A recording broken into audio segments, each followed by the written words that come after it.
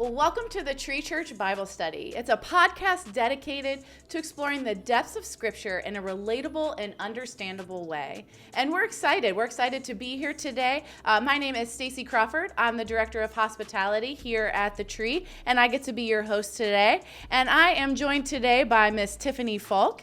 Tiffany is one of our children's ministry directors, and Tiff and I have been friends for a very long time now. Yep. We've worked at the church together for about 9 years now. So how are you doing today, Tiff? Good. How are you? I'm good. And also we have Micah, and Micah and I were saying this is our first podcast being on together, so we're super excited. Micah is our director of youth ministry. How are we doing today, Micah? I'm great. Awesome. It's going to be a good conversation. But as we always like to do, we want to start out with some opening questions. I love asking these, and I think that our listeners really enjoy the opportunity to get to know us a little bit more through these questions. And so my first question for you guys is, what is your favorite go-to snack? Man, it's so tough. I mean, it just depends on, like, the mood, the season. Yeah. I have to just say ice cream. Like, I will buy Yes. a gallon of ice cream and just eat it straight from the tub. Yeah. Like, just sit there, Yeah.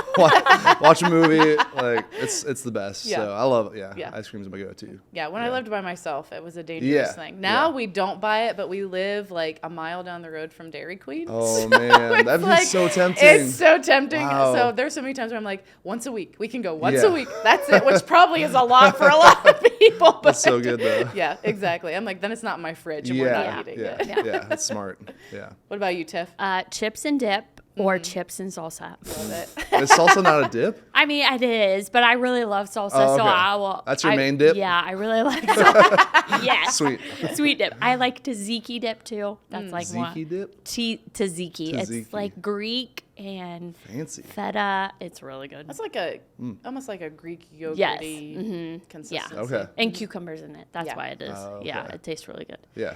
And So- hummus too. Yeah. You're big. Yeah, we love okay. hummus Yeah. at our house too. Mhm. It's really healthy dips. Mm-hmm. Well, I mean, slightly not. Because I To eat me, they chips. sound healthy. I eat Yeah. chips I- with I was lots gonna of say, chips. yes. The dip itself, maybe. but- Yeah. I could eat a whole bag of chips with the dip. That's the problem. Yep. Yeah. Yeah. One of my favorites is cheese and crackers. I just love Classic. cheese and Yes. crackers. Yet again, I can't buy it because I will eat a whole sleeve of Ritz crackers with a whole block of cheese in one sitting. It's so good. Did you ever do the so cheese good. whiz from the can? Yeah. Oh, Yeah. yeah. Oh, Yes. yeah. That was Yeah. so good. Oh, Yeah. yeah. We I had love that in our house. I Make a think, little growing artwork up. on the Ritz. Yes. Yeah. Oh, yeah. As a kid, that was You're like, yes. my the favorite best. thing. So Yet fun. again, I try not to buy that stuff. Yeah, no, yeah. It's weird as adults because you're like, oh, I get why my parents always cut me off. Yes. It's like, I will sit in my Exactly. place and just like, I'll eat all the snacks. Right. Yeah. Yeah. They're like, no more. I'm all ready to cut myself off. Now as an adult, I'm in charge of that. And Yeah. sometimes it's not good. Why does mom get to eat all the snacks? Yeah, that sounds Don't like judge my daughter. me. Yeah, don't judge. It's a hard day. Because. This is my dinner. Oh, I love it.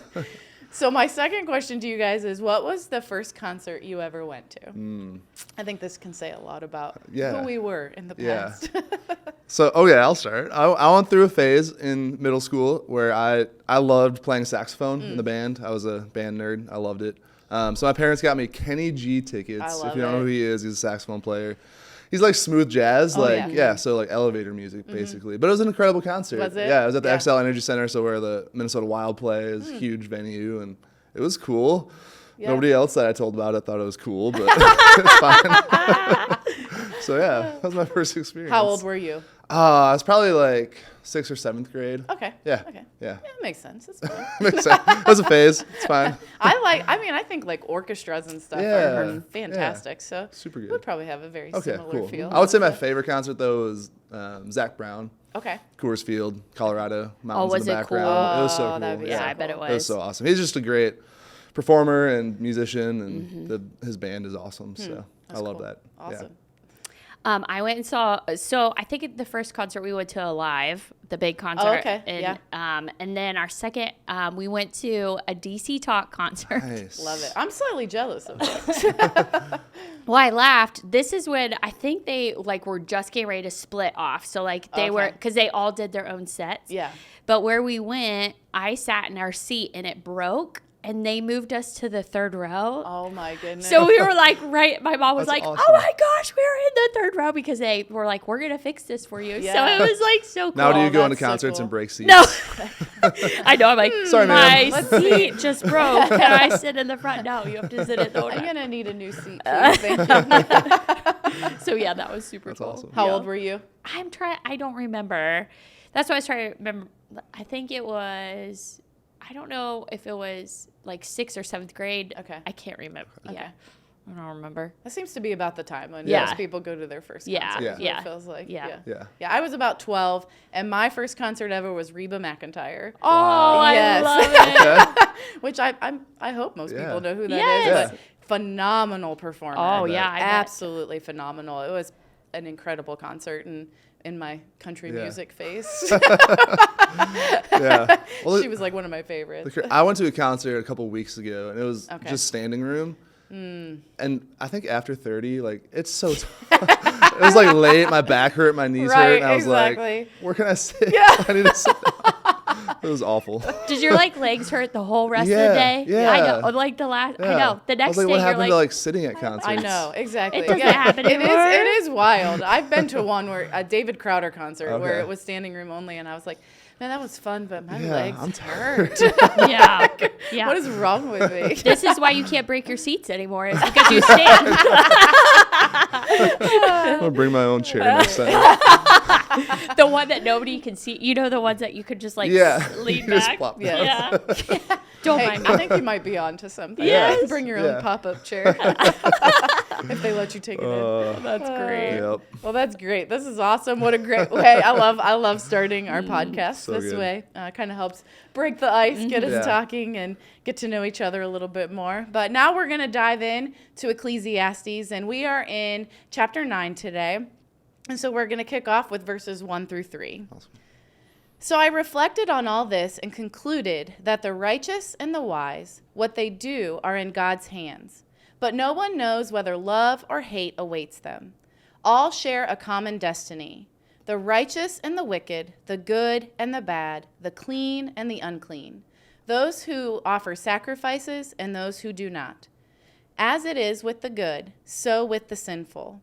As it is with those who take oaths, so with those who are afraid to take them. This is the evil in everything that happens under the sun. The same destiny overtakes all. The hearts of people, moreover, are full of evil, and there is madness in their hearts while they live. And afterward, they join the dead. So essentially, to say what he is saying in terms that we can understand, he's essentially saying, first of all, we aren't certain of the outcomes of our lives. Only God knows what's going to happen. And we all live and we all die. You know, that is something we all have in common. We get to live on this earth. We're going to die. But oftentimes, both the righteous and the unrighteous, they'll experience the same things in this world. We both will experience good and bad. Anything can happen to anyone, essentially, is what I feel like he's trying to get at in this passage. But also the sovereignty of God, that God rules over our lives. He rules over everything. And so he kind of does get to determine, you know, what is going to happen. We have that free will, but ultimately God knows what's going to happen. And I think that this is a tension that we can feel as Christ followers, is that we live for God. We try to do what's right. You know, we're trying to walk out in holiness, you know, as we've been talking at the church. Yet we suffer and we have to walk through difficulties, and we aren't exempt from pain and hardship. So I think a tension that we all feel is that we are going to experience pain. We are going to experience hardship. Why is that? Why is that the case for us? Yeah. That's a good question. Like in the youth ministry, like that's like the number one question students ask. And as adults, like we're still asking that question. Yeah. Like, why do bad things happen to good people? Why Right. do good things happen to bad people? Right. And it's like, Right. it doesn't seem fair. And I think like even just thinking through our desire to have fairness, which like obviously like you guys know, like you have kids, like Right. that starts at a really young age. Yeah. Like Yes. that's not fair. And, Yes, And exactly. we want justice. And I think like even just coming back to like God created us with a heart for justice, and like ultimately like he is that judge. And so for me, it's just like been surrendering that control over back to him, where I'm not judge, and like, you know, like coming back to that understanding of I can't control everything. Yeah. Yeah. Yeah, exactly. Well, I put the scripture of John 16:33, and it said that you're going to have like, it's that I have told you these things so that you can have peace, because in this world you're going to have trouble. So be encouraged. I've won the battle of the world. And I just remember that, like, us following God, we're still going to have hardship. Like he said that, but he didn't say that he was going to leave us. He said he overcame the world and he took care of all the things. Right. So we're still going to have all the things in this world. Just think of Job. I mean, Job went through everything, but yet God restored him at the end. Right. So I think, I just think about those things. And suffering's just hard, I think. Yeah. Right. Well, and I think if you look in Scripture, there's so many times, especially in the New Testament, Paul is constantly like, you're going to suffer. Guess what? You know, Jesus even said, I was reading in the Bible this morning where Jesus was like, you're going to suffer because you follow me. Like the world doesn't understand me, so they don't understand you. You know, so even just that alone with persecution because of being a Christ follower and things like that. But God tells us, he essentially is like, hey, guess what? You're going to suffer. Just because you follow me doesn't mean that you don't have to live within this world. And the thing is, I think we can all point to sin. Sin caused so much brokenness. And because of that, people are going to sin against us. We're going to sin against others. Even if we are following Christ and we're trying to do what he's calling us to do, we're going to mess up as well. But then things just happen. You know, I mean, things in this world just kind of happen. And so that's why we all experience pain. But going a little bit deeper, one of the things I said was, you know, both evil and good, essentially, can experience good things and bad things. So I think attention we often feel is like, well, that person is so evil, yet they're experiencing these great things in life, or like they lied, but yet look at all the money they've made because of it, or different things like that. How do we help people with that tension? You kind of alluded to this like fairness, but how do we deal with that tension, knowing that even though we walk with God, we're going to suffer. We get to experience good as well, but we're going to suffer. But the same's true for people who do evil things, that they will suffer sometimes, but sometimes life is good. How do we deal with that tension in our lives? Yeah, I think like for myself, just even thinking through, where do I put my treasure? And like if my treasure is of this world, then I'm gonna be annoyed when people are building up treasure in this world who I think don't deserve it. It doesn't seem fair. But if my treasure is in heaven, then I can walk through suffering, walk through hard things, and say, well, that, you know, this is temporary. Like this is not my ultimate home. Heaven is, and so I can walk through this with that mindset that, you know, I might not have the things that somebody else has, and I might not appear to be successful in culture's context, but at the same time, like that's going to fade away. That's going to pass away. So it's like the eternal perspective. Yeah, that's so good. Do you have anything to add? Well, I was going to even say too, like people that suffer or people that get good things, we don't know. Like we might look at them and say, you have tons of money and you're doing great, but we have no clue what their life's like. I mean, their life could be pure turmoil. And for us, we think about when God just takes care of us. Like he's in the middle of our suffering. He's in the middle of the things we go through. So we have God's peace. And it is that eternal perspective, I think, too. I agree. Yeah. And I think even with that, I think sometimes like for me, what I have to do is I have to go, you know what? At the end, I know who wins. God's going to win. So even if from my perspective, it's like, man, that person is evil. It feels like they're winning in this world. What I have to remind myself of it in the end, God gets to win, you know? And if I continue to pursue after Christ, if I continue to allow my gaze and my focus to be on that eternal perspective, I know, you know what?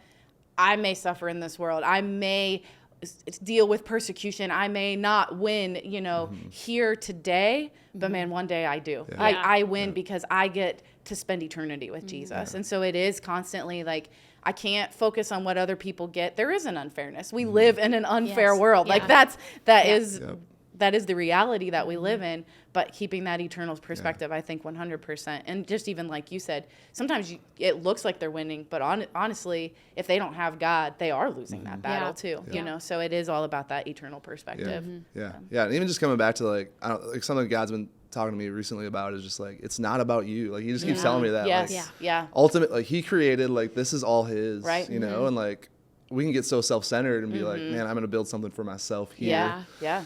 Like, it's not about us. Right. Yeah. Yeah. At the end of the day. And it's so easy to get caught up in the here and now because that's what we see. That's what we experience. But it is, it's not about us. And you have to keep going back to eternity. Yeah. It's all about what am I doing now that will last into eternity, you know? Yeah. Awesome. We're going to pick back up in verses 4-6. Anyone who is among the living has hope. Even a live dog is better off than a dead lion. For the living know that they will die, but the dead know nothing. The ways that he phrases things is always just like, it's amazing to me. It's true, I guess, but you're not thinking anymore. But they have no further reward, and even their name is forgotten. Their love, their hate, and their jealousy have long since vanished. Never again will they have a part in anything that happens under the sun. You know, it's so funny because I think we can read this because even as I was reading, I was experiencing this tension because, you know, in previous chapters, he's been like, meaningless. Life is meaningless. You're better off if you're dead. But then it's almost like he like flips the script here and he's like, actually, you're better off if you're alive. And it's like, which one is it, man? Like, can you get it together? Focus. Like, it almost is like, where are your emotions at today, here, buddy? Yes. That's so real, though. Yeah, it is. No, it is. Because I think we all experience that. You know, we all have that moment where it's like, I'm on fire for God. This is a great day. This is great. I'm so happy to be alive. And then it's like, I'd be better off if Jesus would just come back and take me. So I think there is that tension, and we do feel it. And I appreciate that because he's like, you know, when we're dead, if, as a Christian, we get to be with Jesus. You know, that's the ultimate goal. But there's still so much that we can experience while we're here. There's so much that we can do. And truthfully, when you die, you don't have that opportunity anymore. You know, you don't get the opportunity to live a life that impacts others. You hope that you lived that, you know, that life. So we get the opportunity to impact the lives of others here. We can do good with our lives. So how can we make the most of the time that we have here on this earth? Yeah. I think you live the way that Jesus asks us to. So it is that choosing of, it's not about me. It's about what God will ask me to do, even if it's hard, even if it's not the thing you might not want to do. But you live the way that God asks you to do. You do the things he calls you to do. Yeah, 100%. I love that line in verse 4 where it says, a live dog is better off than a dead lion. I just like, I don't know if it's like how my brain works. Like I just think about this dog who's just jealous of this lion. Like he wants to be a lion, you know? So true. I love it. That's good perspective. But I think like even for myself, like it's easy to look at other people's lives and be like, I wish I had that. And like we look at like celebrities and stuff who suffer behind the scenes. Like they appear to have it all together and have the dream life. And it's easy for me to be like, well, I want that. But like I'm alive in Christ. And to have that perspective of like, even if I don't have millions of dollars and like a mansion, I'm alive in Christ, and that's better than being a soul that's dead. So good, Micah. Yeah, that's really good. Yeah, I think it's kind of a combination of both. It's like you have to make the most of the opportunities that you have, and even in like going back to pain and suffering and walking through difficulties. You know, we just talked about that as we're recording this. We just talked about that on Sunday about there's so much purpose in pain, and you can either allow God to use it or not, you know, like essentially those are your only two options. But if you allow God to use it, he can do so much. I know I can speak for me and Tiff, and I'm sure you have moments as well where it's like, man, the things I walked through were painful, but God has used it in dramatic ways that I never would have thought or experienced. And so I think it is like, no matter the situation, I can make the most of this because one, I have God on my side, but two, because I get the opportunity time and time again to point people to Jesus. And there's no better way to live your life than to do that. So with that, though, why is it easy for us to not live our lives with purpose sometimes? What gets in the way of that sometimes? I get in my own way. I was going to say me. And even just like on the topic of pain and suffering, it's like, I think one of the things that is so hard about it is because we feel out of control. Like we can't control what's happening around us. But and focusing on the things we can control. Like we can control where I fix my focus, like where I fix my eyes. 100%. That I can't control all the circumstances around me, but who I look at for hope in the midst of that, like I can control that. Yeah. Yeah. So for me, it's just like that constant battle of like, I want to control everything. Yeah. Yes. But what can I actually control? Yeah. And that's very little. Yeah. Yeah. Oh, yeah. But it is yeah. my focus. It's really an illusion of Yeah. control. I have the same problem because like I'm like, well, I can't control these things, but you better Yeah. believe I'm going to control this, Yeah. and this, and it's so true. Yeah. We don't really have control Yeah. over any of it, It's so so you might humbling. as well focus on Yeah. Christ. Well, I was even saying, I think when we go through pain and suffering too, we don't want to. Like, Yeah. we don't No. want to go through those things, Right. and we want God just to fix it. Mm-hmm. We're like, why can't you could fix this right now, this situation Yes. right now. You could make it the way it would work better for me. But yet he knows you, and he knows what you'll do with it Yeah. if you trust with it. And so I think even in those moments, if you really trust him and do the things that he's called you to do, it can be just amazing things out of it. But Yeah. it's hard because it's uncomfortable. out of control. Yeah. Right? You're Right. like, okay, fine. Yeah. No, that's Yep. I love what you said. How you said like, God could fix it. Yes, he But could. sometimes he doesn't No. because he's like, but I've got something better in store Yes. for you. So, just as we've been talking, you have to experience pain and suffering sometimes to get to the place to where you look back and you're like, Yeah. Yes. now I get it. Yeah. Now I Now I understand. understand. It was hard in the process, but Yeah. now I understand why I had to walk through Yeah. this, Yeah. what God has done in my life through it. And I know for me, sometimes it's easy for me to not live this because of the control. Yeah. But also, like, I can get caught in the comparison trap.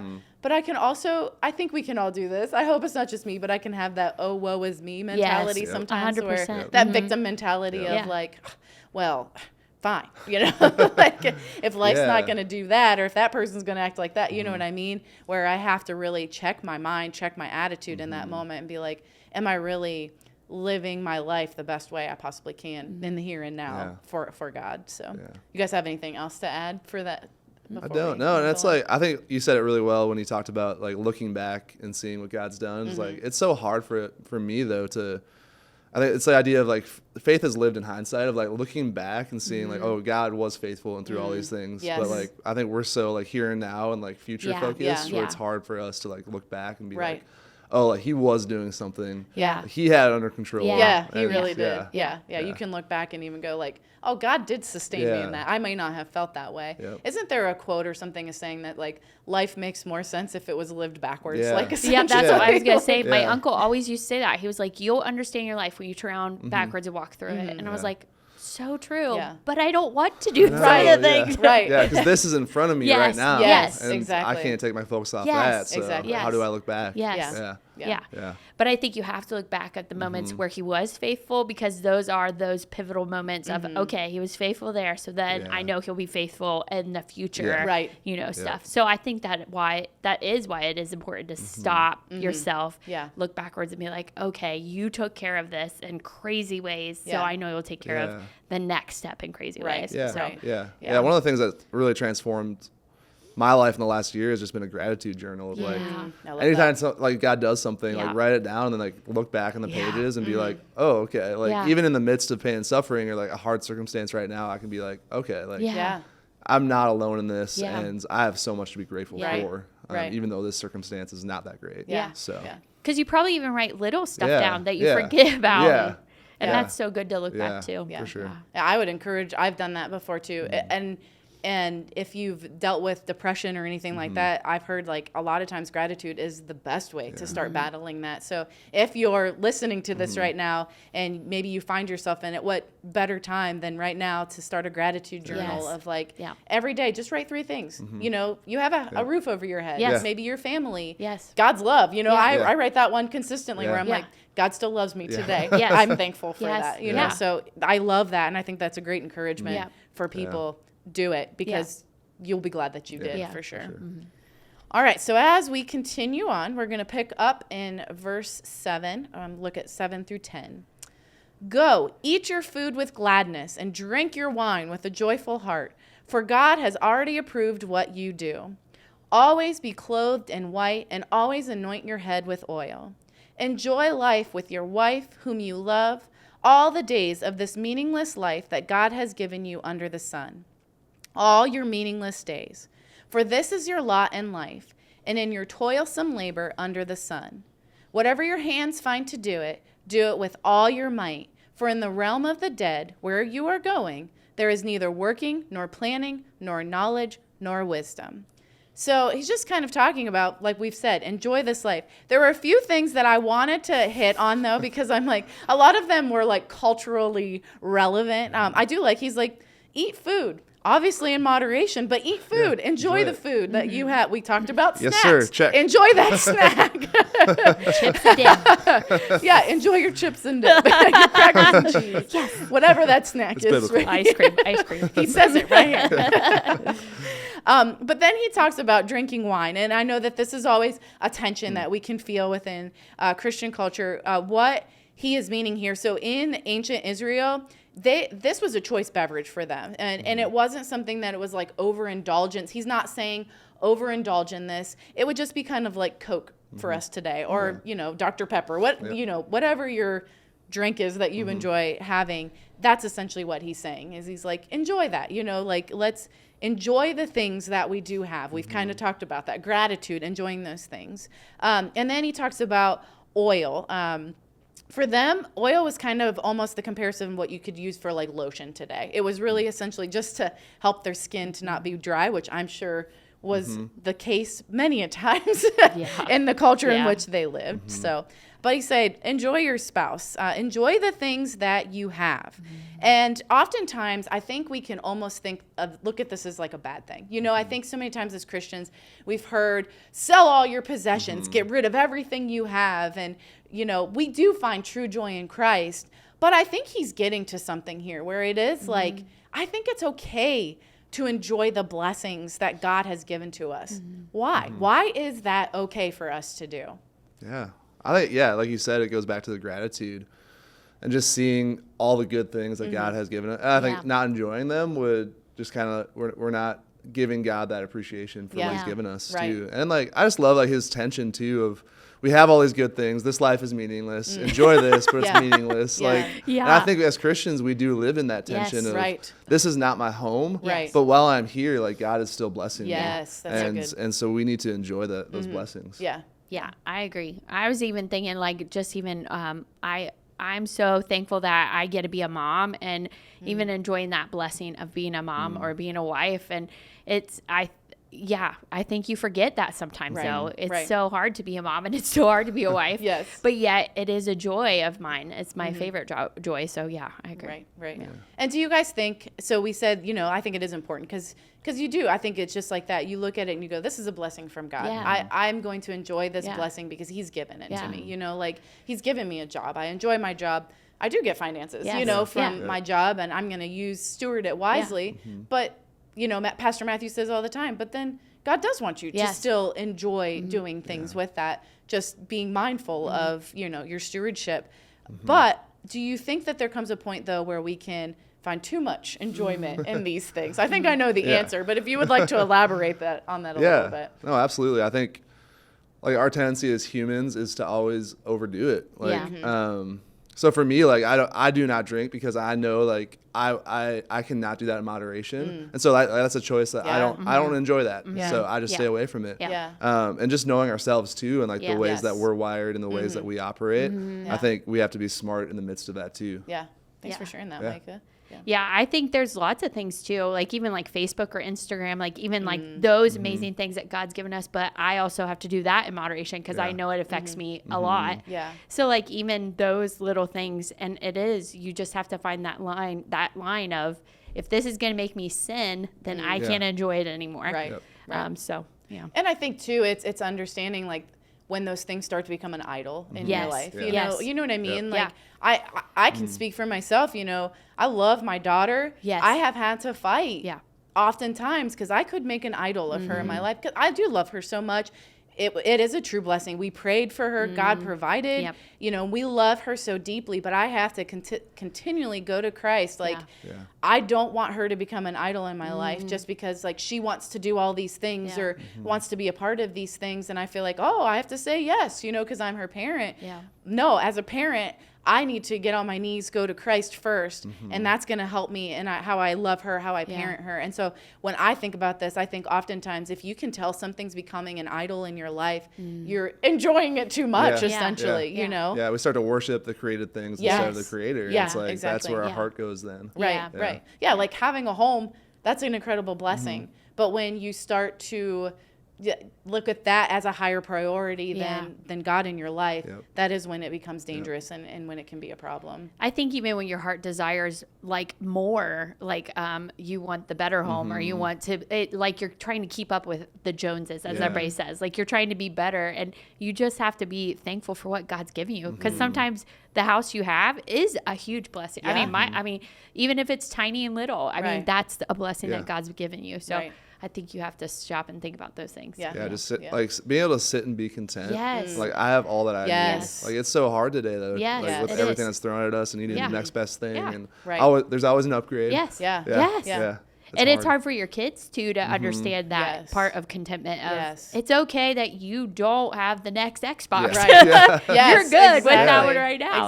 Or the good with the Switch. And so like I think even teaching contentment with our kids and not to make them think idols of things, it's just hard. It's really hard. I think it's a balance for all of us. I think it's a tension for all of us. Like especially like you said, in this world we live in, it's like contentment is not what the world wants from us. They want us to buy more stuff. They want us to want more things, to look at our neighbor and be like, well, they have this, so I need this too. And it is just, I'm going to sit in contentment in the blessings that God has given to me. One of the other lines, I'm going to throw one at you guys.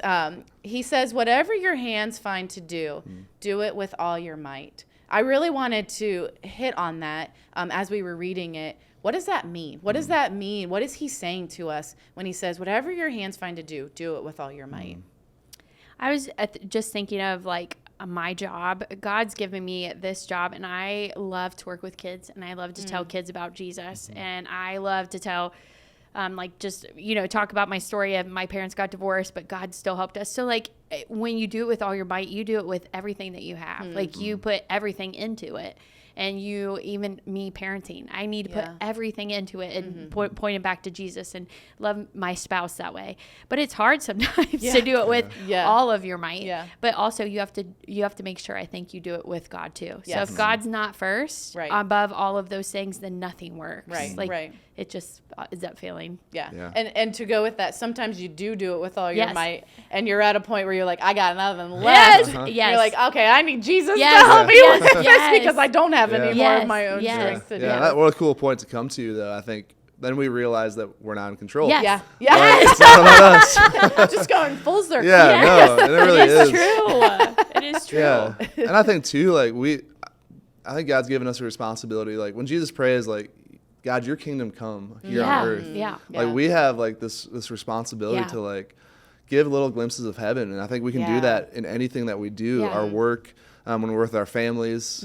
So if we're not working at it with all our might, like we're not fully participating in this kingdom come mentality that God's given us. And I think, like we get to enjoy that kingdom when we enjoy the things that God's created. Like it is not worshiping those things, but it's also like saying, God, like these are little glimpses of heaven. And like we get to bring that here on earth, and like that's so good. I want to steward that well. 100%. It is. I love that word, stewardship. It's all about stewarding the things that God's calling you to, the things that he's given you really, really well. Awesome. Well, now we're going to finish up the passages that we have for today with verses 11 and 12. I have seen something else under the sun. The race is not to the swift, or the battle to the strong, nor does food come to the wise, or wealth to the brilliant, or favor to the learned. But time and chance happen to them all. Moreover, no one knows when their hour will come. As fish are caught in a cruel net, or birds are taken in a snare. This is wild. I read that last night. I was like laughing, like, oh, I love that. So people are trapped by evil times. That fall unexpectedly upon them. And I think, you could almost look at this as like the idea of fate. Now, yet again, as Christians, we know like God ultimately, he knows when our time on this earth is going to come to an end. But it is kind of that idea of like, a fish is just swimming along one day, and then all of a sudden it's scooped up in a net, and their dinner, you know? You know what I mean? We're not going to be somebody's dinner. Hopefully not. But it's the same type of thing, you know, where it's like, we don't know. We don't know what the future holds for us. God knows it all. He knows the past. He's in the present, and he knows the future of our lives. And just like we said, he is in control. Yeah. How does this help us view life? We've kind of talked about this, but how does this help us view life? I love the fact that I know God is in control. I'm studying Esther, and there last night I was just reading, and it was just the one part. It just said God is everything. Like he's going to take care of the things we're going through in this life. Like he's in control. Like even Jesus, they were talking about Jesus going to the garden and praying, God, if I don't have to go to the cross, then let it be. But he still went and did it because he knew God is in control. And so I think that is just that comforting feeling of, okay, whatever is going on in life, I know God's in control of it. Yeah. It's still hard. It still feels out of control sometimes, I think, a lot. Every day. Exactly. But I know he's in control, and he ultimately loves me and has a better plan for me. Yeah. So, yeah, I think, that's good. Yeah. I mean, it just keeps coming back to the control piece. Yes, right. Yeah, it really does. Yeah. And like, it's such a peace for us to be able to just sit and say, God's got this. Yeah. I know, like, sometimes it sounds like cliche. Like, I need my grandma to sew down a pillow or something. But I think, like, just being able to sit and say, you know, I don't know the outcome of this. I don't know what it's going to look like. Right. I know my home is in heaven. I know that I'm saved. I know that I have a relationship with Jesus. Yeah. Right. Like, is that enough for me? Yeah. And I would hope in most circumstances I would say that. But sometimes, you know, we're so tempted to take back control and keep grasping for 100%. It. Yeah. I think it is like that whole idea of like, I can see what's in front of me right now and what things can I control. And I think it is hard. You know, I'm sure there's people listening that are like, you guys, it sounds like it's just so easy for you to be like, God's in control. He's got this. Yeah. We wrestle too. I mean, we wrestle with that, like, what are you doing with this, God? Or even just that idea of like, tomorrow life could look different than it does today. And it is like going back to your past. Yes. How did God take care of me in those seasons in the past? How has he increased my faith? And just knowing, you know, no matter what happens, if I die today, I know where I'm going. Yes. I get to spend eternity with Jesus. And so I think it is that constantly putting that before us of that view of like, I'm not in control. I may think I'm in control, but I'm not. Yeah. But I know the one who is. And the one who's in control loves me so deeply. Yeah. He knows me so intimately, and he wants what's best for me. So I really can surrender and be like, okay, whatever your will is, whatever you want for my life, I trust it because I know it's going to be what's going to be best. That's know, 100%. Yeah. I was just even thinking too how you were just like talking about the listeners, but like if you've never taken a moment just to surrender control to God, like you can start today, just like the gratitude journal. Like you can say, God, I give you whatever situation, and then watch him work. Yeah. Like, but you have to give it up to him. Yeah. Like you have to give it to him. And sometimes it's giving it to him every second of the day. That's You're going back to him and saying, okay, you got it again because I'm taking it back again. Right. Like, exactly. It's that constant, I think. Yeah. Because I'm sure people are like me where I beat myself up. I'm like, I've already surrendered to this to God. What is wrong with me? No. And it's in like, it every day. Well, I wrote this at 9 this morning, but here at noon at lunchtime, I'm still struggling with this, God. So I'm going to lay this down at your feet again. And like having grace for yourself in the midst of it. Yeah. That's one of the hard. Like I beat myself all the time. Or like I need to do my devos perfectly or pray perfectly. Yeah. We're not perfect. We're not going to do it perfectly. But it's like, just keep coming back and doing it over and over again. And surrendering it. Yeah. And he's waiting for you every time. Yes. So every time you come back to him, he's like, okay, come on, let's start back over. Like, we got this. Right. So, and I kind of talked about at the beginning, almost that idea of fate. I do want to hit on this because I think a lot of times our world, they do look at it like, oh, that was just by chance that happened or that was just by fate. Why is that dangerous? Yeah. To me, it seems accidental. Yeah. And I think our God is so intentional with how he created us. Yeah, that's good. And even in a world that feels out of control, like he knows what's going on. Yeah. And surrendering that even just thinking that we need to know everything. To him. Yeah. Yeah. Right. Well, I even think like people will say that's a coincidence that happened. I'm like, no, That I was just God, like yeah. God totally took care of that moment. Like Yeah. even little tiny things. And I Right. think that just always puts your brain to go back to God of like, okay, he's got this. He's got this. Right, right. Yeah. Can you guys give examples of times to maybe encourage people where you can look back now and you can say, man, look at all these little details that God did that led me to this place? I think that would be a great way to encourage our listeners today. So when we adopted Brantley, God totally took care of us in every aspect. And I was just amazed because he literally took everything out of my hands so I could not do anything. Like there was nothing I could do. We would fill out paperwork and wait, do something else, wait. But when he was born, God he just let everything work. Like to the point of the hospital wasn't going to be like the doctors were out of network because we had moved him over or whatever. Yeah.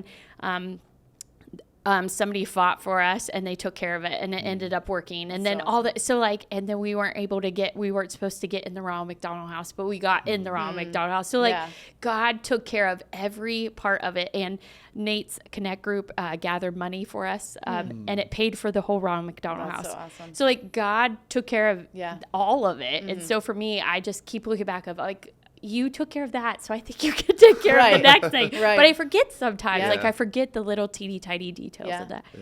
Yeah, for me, like even just coming to the Tree.Church almost a year ago, like I didn't even know how I was on a map.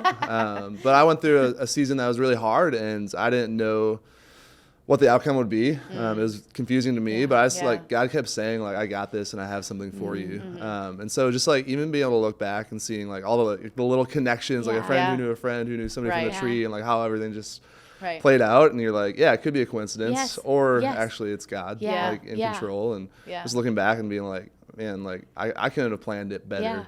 And that's so humbling to be like, oh, like I had no part of this. Right, you know? exactly. Like I had to take steps and I had to make it, like I had to come interview, like all that stuff. Yeah. But at the same time, it's just like God knew so much more. Oh, Right. Yeah. Yeah, I think about that often when I look, just even how I ended up in Logan. I taught on Esther one of the times that I taught recently, and talked about the whole, like, just kind of laid out my life. And like, I graduated from high school. I was going to college to become a elementary teacher, and I hated every second of it.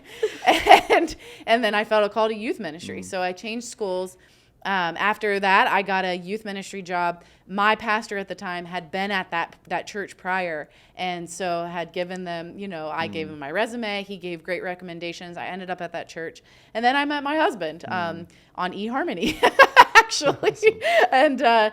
And he lived in Logan and was attending what was at the time LCC. And it's just even those little things, like we can look at the big things that God did, but you can even looking back at your life and just these little things, like knowing the right people, having those connections that have led you to these places. And then when you're in those places, then those connections that you continue to make and the things that God continues to do in your life, it's incredible. It really is amazing to be able to look back and be like, right now in this moment, if I am suffering, if I am struggling, if I'm trying to find purpose or whatever, I can look back at my life and I can look the smallest details God cares about. Yes. It's so humbling too, because you're like, I think you can get to a place and be like, at a certain point, be like, I got myself here. Yes.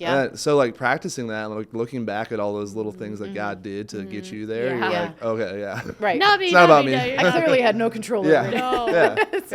Yeah. I worked at Dunham Sports, and I had a moment where God had laid on my heart to pray for somebody, and I prayed for this lady, and I never did that. I would have never done that. Yeah. But I did, and like that's when everything started rolling. Like I moved to Praises, the bookstore in town, the Christian bookstore, and then we started going to the Tree.